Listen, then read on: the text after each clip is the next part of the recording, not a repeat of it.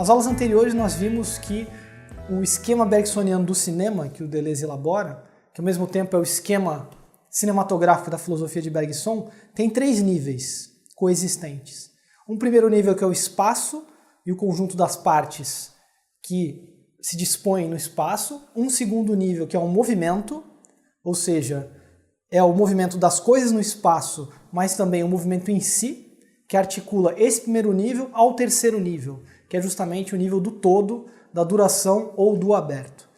E quando o Deleuze coloca esses 2 esquemas para ressoar, ele vai fazer uma correspondência desses 3 níveis com 3 níveis de procedimentos de cinema. Então o espaço é dado pelo quadro, o movimento é dado pelo plano e o todo, pelo menos no cinema clássico, no cinema de imagem e movimento, é dado pela montagem.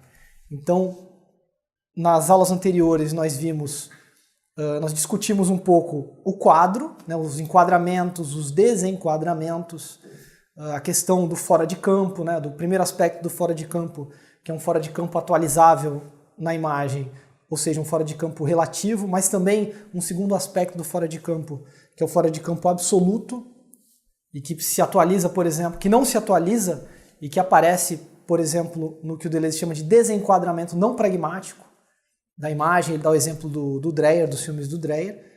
E começamos a falar um pouco do plano também. O plano é justamente o que movimenta os elementos no quadro, mas que ao mesmo tempo articula, né, coloca em relação o todo do filme, o todo do cinema, a duração com os elementos existentes no espaço. Então, o plano ele tem uma função intermediária e articuladora da imagem em movimento, porque ele faz essa transição, tanto das partes e dos conjuntos que se reúnem no todo, quanto da divisão do todo nas partes e nos conjuntos. E aí nós discutimos um pouco a partir do filme do Hitchcock, o Pássaros. E agora, então, nesta aula, a gente vai para a parte final da explicação do Deleuze a respeito do plano, e que conclui o segundo capítulo do livro Imagem em Movimento. Então com isso, nessas 7 aulas, nós estamos dando conta do prólogo e dos 2 primeiros capítulos do Imagem em Movimento. E nesse capítulo, nessa parte do livro, o Deleuze ele retoma a discussão que o Bergson, a crítica que o Bergson faz ao cinema, e concede ao Bergson um certo direito a essa crítica, né? Lembrando que a crítica do Bergson, isso está na Evolução Criadora, que é um livro de 1907 do Bergson, é que o cinema, como um aparato industrial, como uma arte industrial, ele estaria, na verdade, reproduzindo a ilusão do movimento, né, que é a ilusão mecanicista do movimento. O cinema nada mais seria do que a culminação da ilusão moderna do movimento, que é o movimento mecânico. E, portanto, o cinema não seria capaz de trazer o novo, né, de afirmar o novo. E o Bergson, toda a filosofia bergsoniana, ela é voltada ao tempo não como a eternidade ou como um tempo cíclico, mas ao tempo que se abre para a novidade. E, portanto, o Bergson está muito bem integrado nesse momento filosófico e científico da virada para o século XX, que não foi somente um novo século, o século XX. O século XX foi o século do novo, né? O novo passou a ser uma questão fundamental nas artes, nas ciências e na própria filosofia. Mas o Bergson, em Evolução Criadora, ele não é generoso com o cinema. Ele diz que o cinema, na verdade, ele culmina essa ilusão mecanicista, na medida em que os fotogramas são acelerados, então eu reconstituo o movimento a partir de instantes fixos. E o Deleuze concede. O Deleuze concede um certo direito a essa crítica.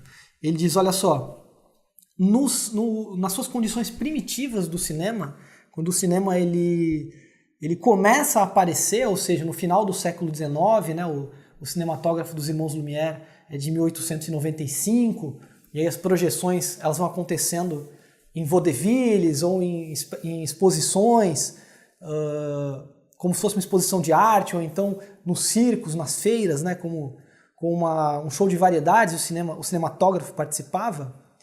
Ele diz, olha, no começo o cinema ele ainda estava muito preso ao mecanicismo. Por quê? Porque a câmera era fixa, a tomada, o ponto de vista, ele não era móvel, ele era sempre fixado. O plano era espacial, ou seja, o plano ele se confundia com o quadro, não havia um deslocamento não havia um plano móvel, né? O plano ele era estático, ele coincidia com o quadro. E o tempo que era transmitido dos filmes, ele era igual ao tempo da filmagem, ou seja, o tempo era homogêneo, não havia um trabalho de aceleração ou de desaceleração ou várias temporalidades dentro do cinema. Então, no início, o cinematógrafo e as primeiras exibições do cinema, elas reproduziam ou imitavam a percepção humana, a percepção natural. Ou seja, eu tenho um ponto de vista único, que é a vista, eu tenho um tempo que é homogêneo, ou seja, o tempo do que eu vejo é o tempo do que eu percebo, do que eu entendo, e as coisas se distendem, se dispõem no espaço. Então, por isso que ele diz, olha, quando o Bergson escreve A Evolução Criadora, em 1907, estamos nos primórdios do cinema, e o Bergson não via ali uma inovação, ele não conseguia identificar ainda a potência do cinema. E aí o Deleuze diz que só tem um certo direito. Por quê? Porque o Bergson ele não conseguiu prefigurar nesses primeiros aparelhos cinematográficos uma tendência, uma potência gigantesca que havia dentro do cinema. Ele não é capaz de ver o devir, né, que o cinema ainda tem que conquistar. E ele fala, olha, muitas invenções novas, muitas artes novas, quando elas surgem, elas ainda não têm um lugar, elas ainda não têm um público, não têm uma crítica, elas simplesmente não existem dentro daquele mundo no qual elas surgem. Então, num primeiro momento, ela tem que se camuflar. Essas coisas novas, elas timidamente tentam se incluir no que existe, de maneira camuflada, de maneira disfarçada, porque elas não estão prontas, elas não estão preparadas ainda para se afirmarem. Então, no início, o cinema se camufla, o cinema ou ele se confunde com um show de variedades, ou ele tem algumas tentativas de aplicação científica. Alguns estudiosos do movimento usam o cinema, por exemplo, para tentar entender a cavalgada, né, a corrida do cavalo. Mas aos poucos o cinema vai conquistando a sua essência. O cinema ele vai se libertando das condições primitivas e vai começando a afirmar a sua novidade. E isso Bergson não viu, sequer enquanto tendência que estava escondida. E aí o que o Deleuze fala, olha, essa conquista da essência do cinema se dá inicialmente por dois caminhos, que começam muito tímidos. Um primeiro caminho é a mobilização do ponto de vista, ou seja, a mobilidade da câmera. E um segundo caminho é a montagem.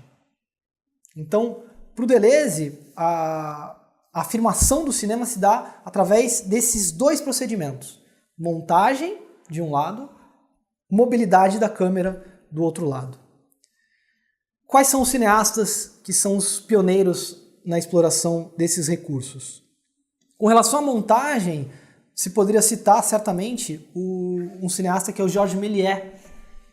Tem filmes muito famosos, por exemplo, Viagem à Lua, de 1902, e justamente pela capacidade dele de estabelecer raccords a partir da montagem, ou seja, estabelecer a continuidade através da montagem, ele ficou conhecido como o mágico do cinema, o prestidigitador das imagens.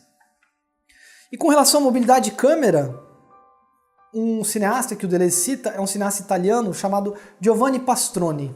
O Giovanni Pastrone ele é pouco reconhecido nos compêndios de história do cinema em relação a outros contemporâneos, como o Cecil DeMille ou o próprio Griffith, mas ele tem um filme de 1914 que se chama Cabiria, que é um filme mudo épico sobre a guerra entre Cartago e Roma, um filme épico, histórico da época do Império Romano, onde praticamente quase o filme inteiro é usado com uma câmera móvel, que na época era uma grande novidade. Mas mesmo esses cineastas, mesmo nesses primórdios do cinema, eles ainda aplicam esses procedimentos timidamente. Então a montagem tinha uma preocupação enorme em não criar nenhum momento desagradável na percepção do público. Ela tenta ser sutil, ela tenta ser algo que dá pouco desconforto na troca de uma ação para outra ação, ou na continuidade da ação que seja entremeada pela montagem. É uma montagem bastante tímida. E a mobilidade da câmera também. O início do cinema, quando ele começa a mobilizar a câmera, ela é feita numa velocidade muito lenta, de maneira que você quase não percebe que a câmera está se movendo. É como um movimento de câmera muito lento, realmente minúsculo, para justamente não gerar um desconforto. Havia uma preocupação em não gerar um desconforto nos públicos, cuja percepção natural, obviamente, não passa por esse descolamento, né, da câmera. Se a gente pegar um filme já da década de 20, né, o Deleuze cita o Fausto, do Murnau, que é um filme do expressionismo alemão, dessa escola de cinema na Europa Oriental, ele tem várias cenas de câmera móvel, já com uma montagem mais acentuada, mas esses momentos ficam reservados a cenas notáveis, a momentos notáveis do filme. Ou seja, a maior parte do filme ainda é feita com um plano fixo e com uma câmera imóvel. E o que acontece quando a câmera se mobiliza e a montagem é introduzida de maneira mais acentuada, mais presente? É aí que acontece o que o Bergson não previu no cinema. Ele previu enquanto conceito, enquanto filosofia do futuro, mas ele não atribui essa tarefa ao cinema. E o Deleuze vai atribuir. Vai dizer que, na verdade, o cinema é que cumpre a tarefa de uma filosofia do futuro. Por quê? Porque na medida em que o movimento começa a se descolar das coisas, dos corpos, das partes, dos conjuntos, na medida em que você tem a mobilização da câmera e, portanto, do ponto de vista, e que você tem a montagem, ou seja, um movimento que é um dado imediato da imagem, que não é dado por um corpo que se move, pelo contrário, ele já é imediatamente, se apresenta de uma vez, você tem a capacidade de fazer um desenvolvimento do movimento puro, um movimento em si, um movimento que não depende das coisas que se movem. Isso só o cinema faz. O teatro, a dança, a coreografia, todas elas têm que movimentar as coisas para que o movimento seja extraído. No cinema não, o movimento é puro. Eu deduzo do movimento as demais coisas que existem.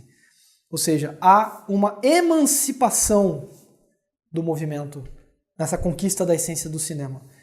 E é justamente nessa emancipação que o plano, enquanto unidade do movimento, ele se descola do quadro. E os cineastas, as escolas de cinema, vão passar a se dedicar a desenvolver não mais simplesmente os enquadramentos, os desenquadramentos, os reenquadramentos. Vão começar a se desenvolver a partir do plano, ou seja, daquilo que articula o movimento. E aí se abre aquela articulação entre o segundo nível intermediário, que é o nível do plano, e o primeiro nível do espaço, das partes, e o terceiro nível do todo. À medida em que o cinema começa a se dedicar ao plano móvel, e plano é móvel, eu consigo articular os quadros, o espaço e o todo, a montagem. E nisso eu consigo desabrochar essa potência do cinema em sua tríplice dimensão, no tríplice esquema bergsoniano. O que define o plano para o Deleuze? O Deleuze ele não dá uma definição formal, fechada. Ele vai dizer o seguinte, é o movimento que vai definir o plano. É a unidade do movimento que vai definir o plano. E esse movimento ele pode conter dentro de si uma multiplicidade de elementos. Eu posso ter uma multiplicidade de elementos que são ativos ou passivos, que são afetivos, ou seja, mesmo que eu tenha vários objetos, várias pessoas ou várias ações acontecendo, na medida em que essa multiplicidade funciona junta, ela define um plano para o Deleuze. E aí ele começa a repassar tipos de plano, né, onde ele vai dar exemplos desse plano unitário do ponto de vista do movimento. Então, falou em plano é móvel, mobilidade do plano. Então, qual é o primeiro? O primeiro é o mais simples, que é o movimento contínuo da câmera.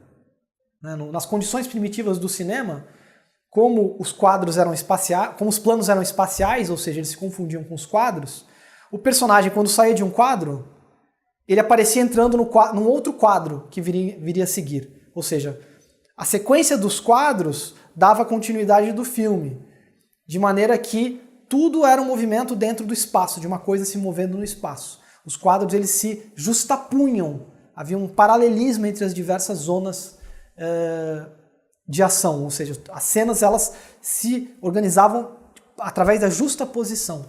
Para um personagem num quadro para o outro, ele tinha que sair do quadro e entrar no outro. Então você montava grandes cenários, né, nas condições primitivas, do cinema primitivo, e o personagem ia passando de um para o outro a partir da entrada e da saída espacial dentro daquele enquadramento fixo. Com o plano, na medida em que a câmera pode se mover, eu já consigo construir o movimento sem a necessidade de um deslocamento espacial. Eu posso inclusive ter todos os elementos fixos e a câmera que constrói o movimento ao redor desses elementos ou passando por esses elementos.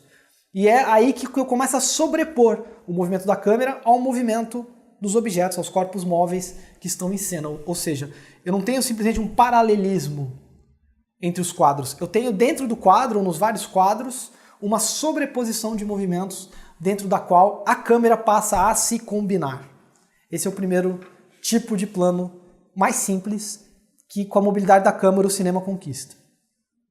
O segundo tipo, que vai definir um plano, é dado pela continuidade do raccord, né? E o raccord é justamente uma unidade compósita, né, de ações, reações ou de dispositivos motores ou de acontecimentos que pode ser construído através de vários planos, né? Através da montagem, através de vários planos, eu construo um plano composto que guarda uma continuidade, que passa ao espectador uma sensação de um contínuo.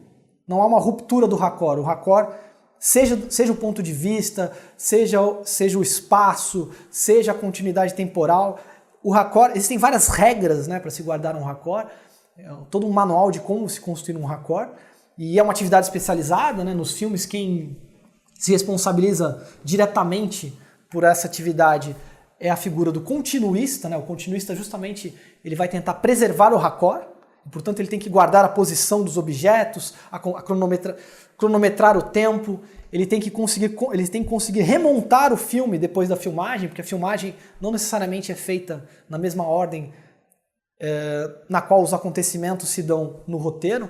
Então ele que na verdade vai reconstituir esse raccord. E para o Deleuze, toda vez que há um raccord, com começo, meio e fim, que há um trabalho de construção dessa continuidade, ali está um plano. Mesmo que sejam dois planos fixos, por exemplo. Um plano, por exemplo, de uma luta onde alguém puxa uma faca, e aí tem um plano detalhe da mão pegando a faca. Na medida em que eu constituo um plano mais aberto da pessoa lutando com a outra, eu coloco no intervalo um plano, numa posição intermediária, um plano detalhe da mão puxando a faca, e depois já aparece a pessoa com a faca. Isso é um raccord. E isso define para o Deleuze um plano composto e que tem uma unidade do movimento.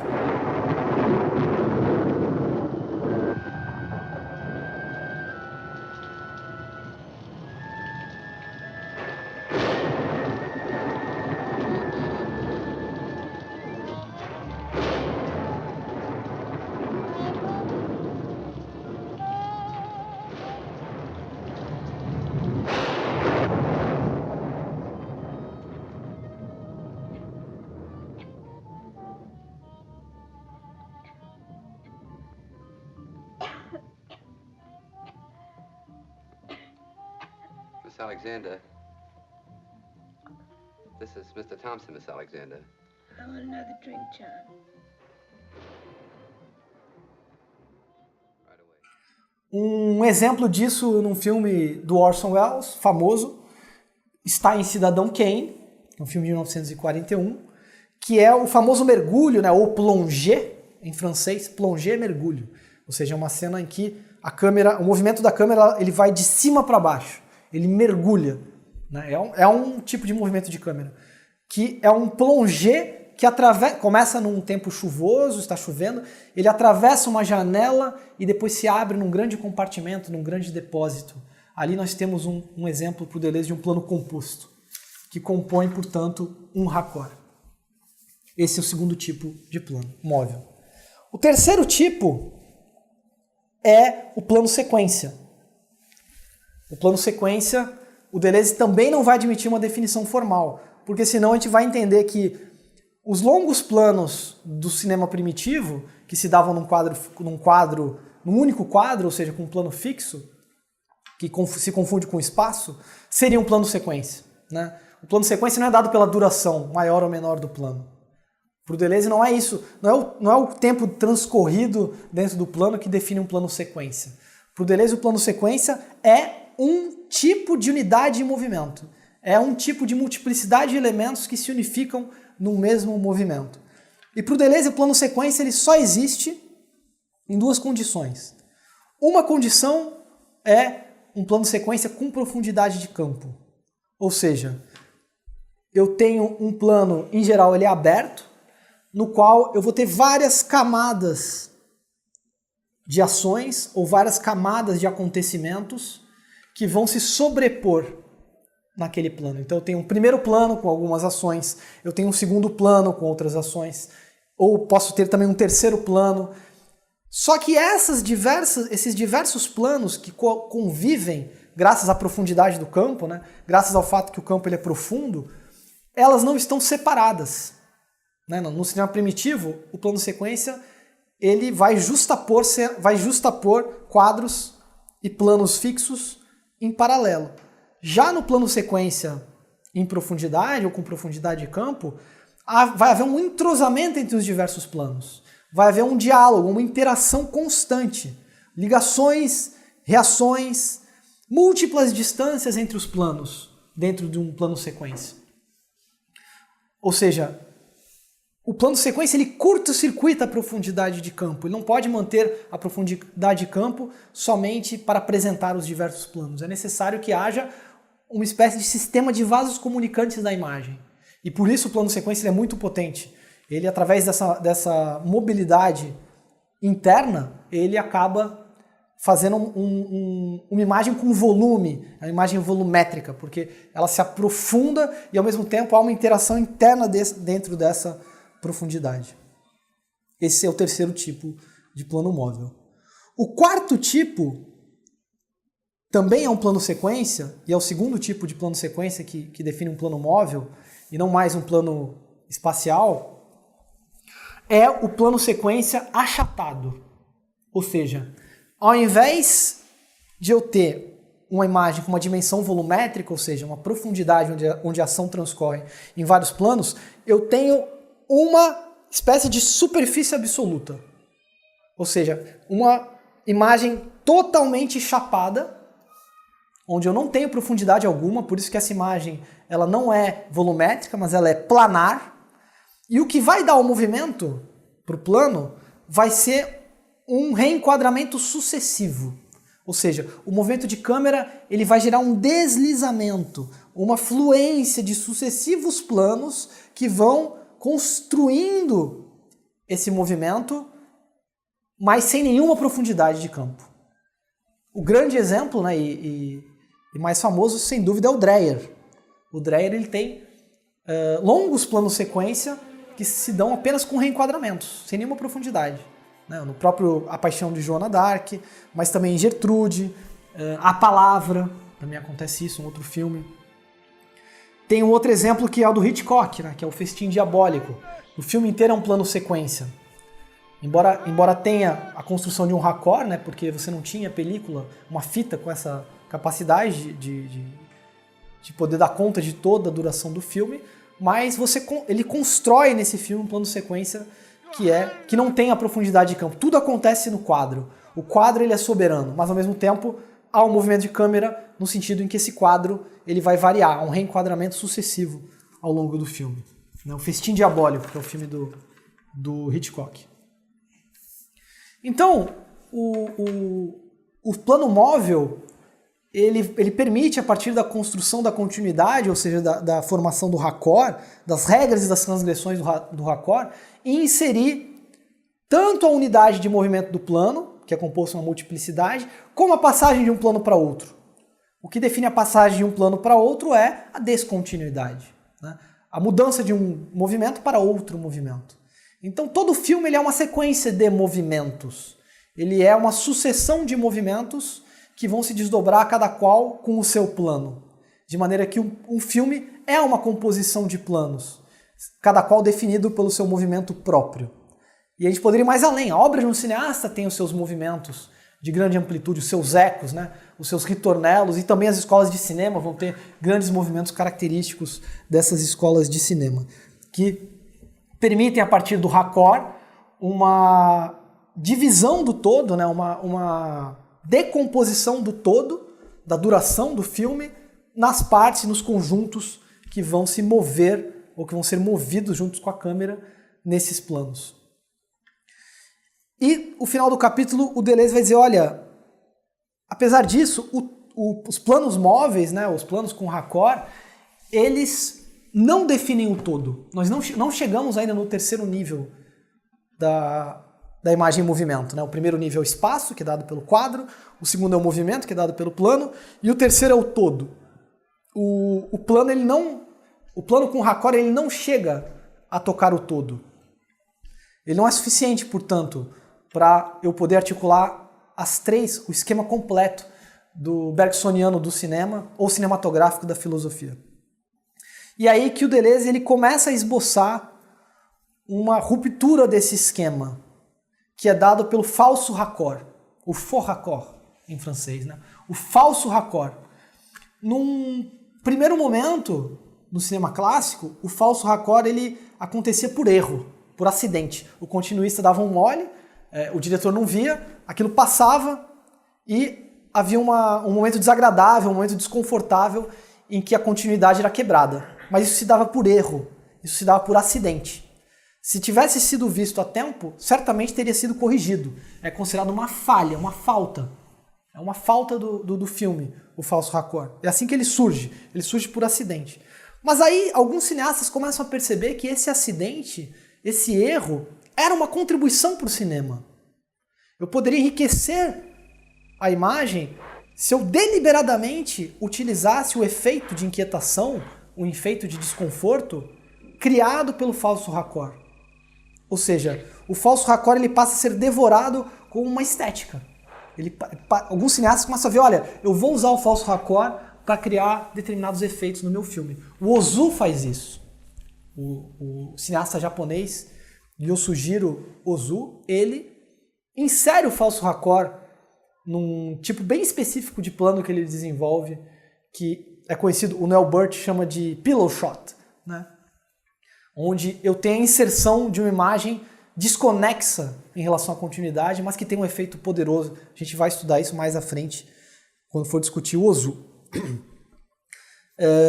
O exemplo que o Deleuze dá nesse capítulo é, novamente, o Dreyer. O Dreyer ele vai criar, por exemplo, no Gertrude, que é o filme de 62, em preto e branco, do Carl Theodor Dreyer, o uso constante dos falsos raccord. A possibilidade do falso raccord não remeter mais a um erro, ou seja, uma ruptura da continuidade que não é mais uma falha, que na verdade aponta para uma outra coisa, reclama outra dimensão da imagem, nos joga para outra dimensão da imagem, nos joga da mesma maneira que o fora de campo em seu aspecto absoluto, o fora de campo virtual, o fora de campo que não se atualiza em cena. O falso raccord, ele não é algo que nos permite escapar do todo, escapar da duração do filme, nos jogando, digamos, para o extra-filme, não. O raccord, ele é justamente um ato do todo, ele é um ato da duração, ele é uma cunha da imagem que vai se atualizar e que vai se imprimir nas partes e nos corpos em sua própria ausência empírica, enquanto continuidade.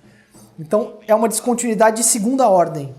É uma descontinuidade que não denota um erro no sentido da ação e reação, mas justamente faz escoar a imagem para outro lugar, né? Assim como os desenquadramentos não pragmáticos ou fora de campo absoluto que nós vimos. Então, esse seria um terceiro procedimento, que é o do falso raccord. E com isso a gente conclui o plano e vamos passar na próxima aula para a montagem.